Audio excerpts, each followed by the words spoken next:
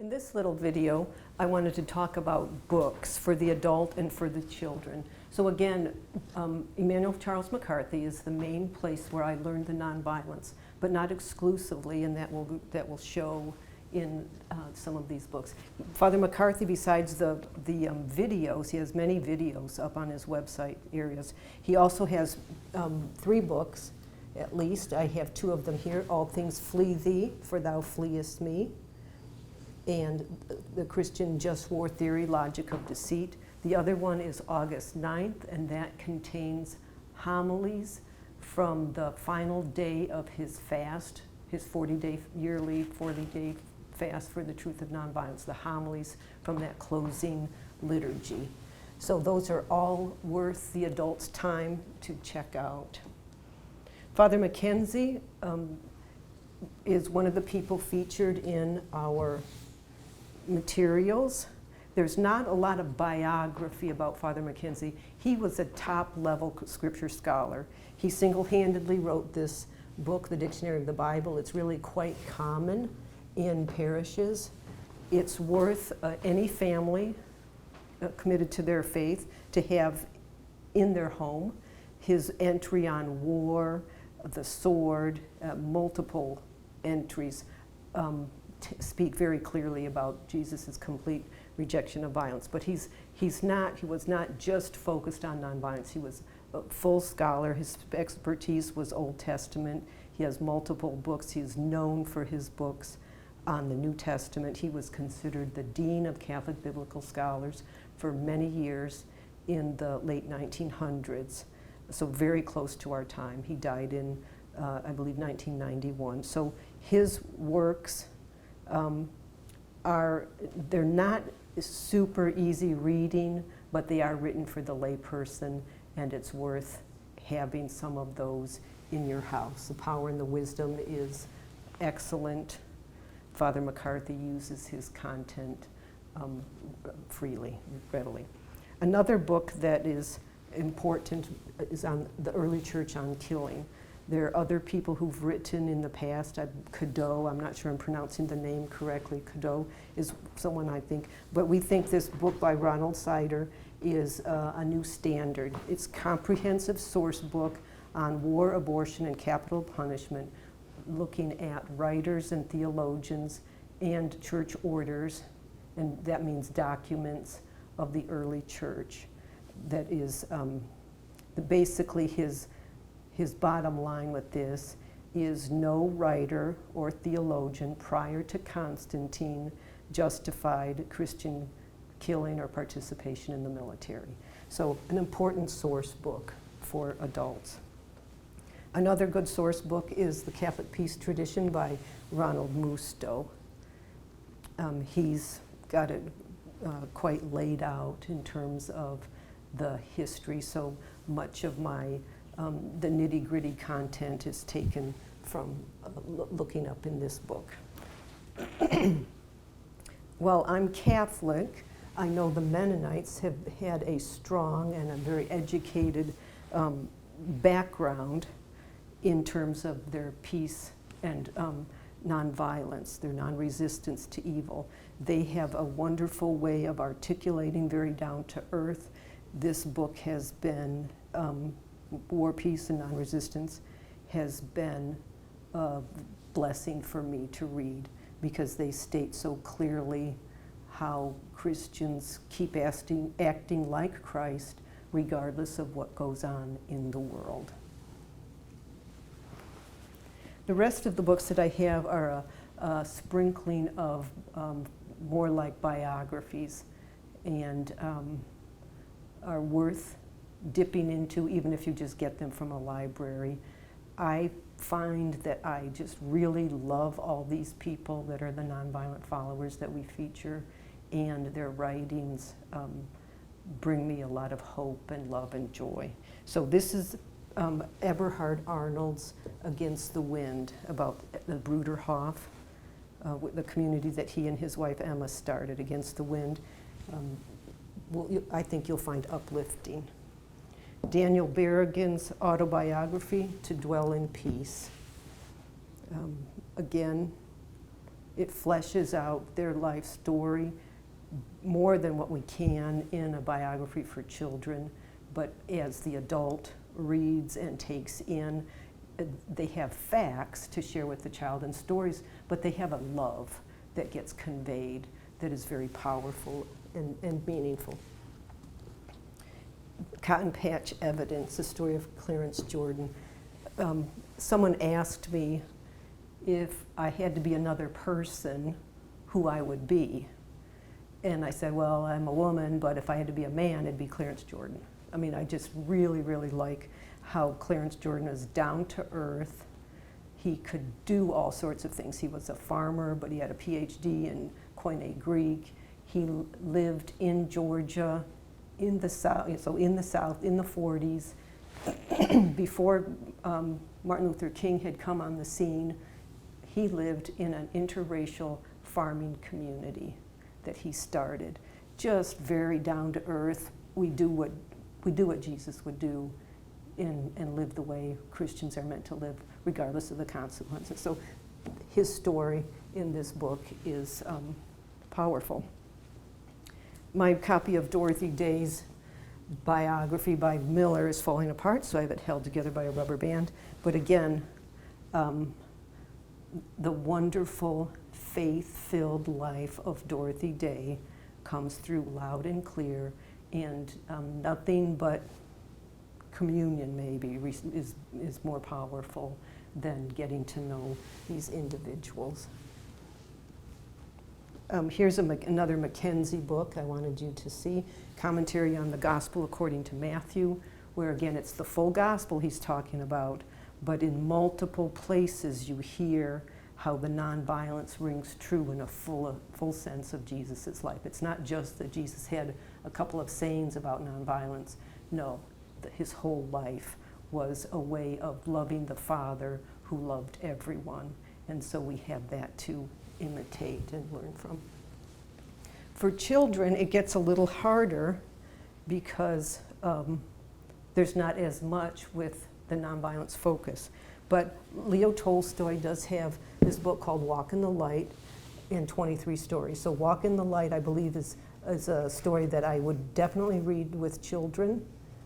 And the adult should pre-read any of the others to see what makes sense for the group of children they work with. But Leo Tolstoy is another awesome, creative author, as we know from his other writings, who really got to the heart of the matter and what is true meaning in life.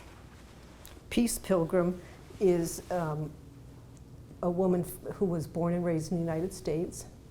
At some point, I think she was about 44, she stopped everything she was doing and started walking for peace. And she literally stayed walking the rest of her life, stopping when people were around to talk, sleeping outside if that's all she had. If she was invited to someone's home to sleep, she slept there.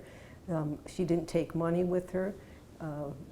She didn't take anything but, I think, a comb and a toothbrush and maybe some postage stamps. There was a few people who kind of tracked with her for when she had to get to speaking engagements. She did a lot of speaking engagements. She always wore blue tunic, blue pants, blue sneakers. Her object in the boxes are blue sneakers, so it's easy to remember her story. She didn't walk just, I think she wanted to walk 28,000 miles for peace. She walked many, many more. She walked the rest of her life, up and down all around the United States and into Canada, telling her story. We bring her up because she's from the United States. She does mention Jesus, but Jesus is not a big focus in her life in terms of what she talked about. She talked very human to human. You don't like to be hurt, don't hurt someone else. Let's figure out how you can reconcile and heal. And she loved people and spoke to them, looking in their eyes in such a deep and powerful way that people's hearts were changed. So she's an important person for us in the United States. These two books, I'm going to put them out together, Coals of Fire and They Love Their Enemies, are Basically, I think they're Mennonite or Church of the Brethren, one of the historic Peace Church books that tell stories about real life people, real life incidences where they might have lost their life or they might have stopped an interaction that would have led to their losing their lives. So the adult needs to read these books ahead and decide if the children they're with, their own children or children they're working with, are ready for them, because they are real human encounters that sometimes on the surface didn't turn out well, but the people were loving their enemies. So we don't, when we love our enemies, we don't always keep our lives. Sometimes we have to lay down our lives, and some of these stories shows that. But some of them show awesome conversions, like a guard who kept being really mean to any of the conscientious objectors in jail, then eventually converting and becoming a nonviolent follower. So awesome stories, pre-read them first. This book is called The Bronze Bow, and I think I came to it again through one of the historic Peace churches, probably the Mennonites. It's about Jesus's time frame and the zealots and some children who were watching the zealots in action and being tempted towards that, but who came to understand Jesus' nonviolent way through all of that. It's called The Bronze Bow. It's definitely a great read, great for a family read aloud if your children are old enough for it. Dorothy Day, there's many books out, many, and I say that, there's a lot of books out on Dorothy Day, so very good and important to have in your home. Just be picky about your child's age and their ability to read. But again, her power of love comes through these books. A beautiful book by Claire and Francis. My picture of St. Francis does not include Claire. I will eventually change that. This book is I have because I think it's so beautiful and attractive. But again, you'll want to read through it ahead of time. It's beautiful, and of course the story of Claire and Francis is awesome. Many books on Martin Luther King. I pulled this one just because we happen to have it.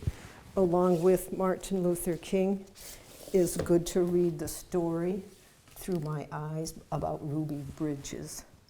There's a movie, I think it's called Through My Eyes, that is about racism and Ruby Bridges, the first children who went to school, if I remember correctly. Ruby Bridges, I still think that's Ruby Bridges. Very powerful. She loved her enemies. She had enemies. She might not have articulated about it, but she had them, she knew it, and she stopped in the midst of situations and prayed for her enemies. So it's a very wonderful example for our children to see. So anything about Martin Luther King Jr. and Ruby Bridges.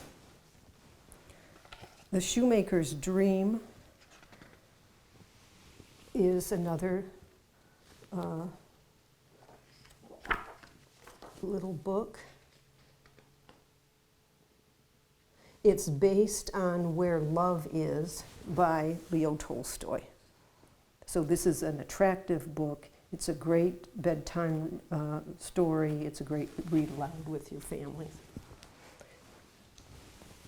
A book by Gandhi, A March to the Sea. This one is about the salt tax and the action that he took, which many people joined up with, and which made a difference in what the British were doing. So attractive book about him, about his nonviolent way. And again, we feature Gandhi because he had such a strong influence on so many Christians. He wanted to be Christian, but he couldn't be a Christian the way he felt Jesus wanted to be. So he does part company with Jesus in some ways, even though he did live a nonviolent life. And he's important for us to know. He read the Sermon on the Mount. I think he spent half an hour every day reading Christian scripture, studying and praying with the Sermon on the Mount. He had probably more influence than anyone on people in the United States and the Western countries coming to understand the nonviolence. So he's important for us to know. He does part company with Jesus in some fashion. To live a truer life. This is a fun story, in my opinion. Hopedale is the community that Aidan Ballou started. And you can go to Hopedale. It's in Milford, Massachusetts, and walk around the streets that he walked around and see some of the buildings that existed years ago, certainly his gravestone. So this book is a great read aloud for your family. I won't say more of what's in it because it's fun to just read it and experience that. But yeah, that's enough. And here's another Peace Pilgrim book for children. The story of a brave woman called Peace Pilgrim. And this is a relatively new book. It's bright, colorful. She's always, even though she walks by herself, she had many, many interactions with children and helping them in the moment with whatever difficulties they were going through. So that's a small sampling of the books that we have around for ourselves as adults studying the nonviolence and growing in mind and heart, being nurturing into the nonviolence, as well as what we have for children. That's a start. We do have a bibliography on our goldenthread.org. The websites that we included in that may not be live. It's from about 13 years ago, but some of them still are. I know Aidan Ballou's. I know I pick up on some of them periodically, and some of them are still there. So that's still a resource as well.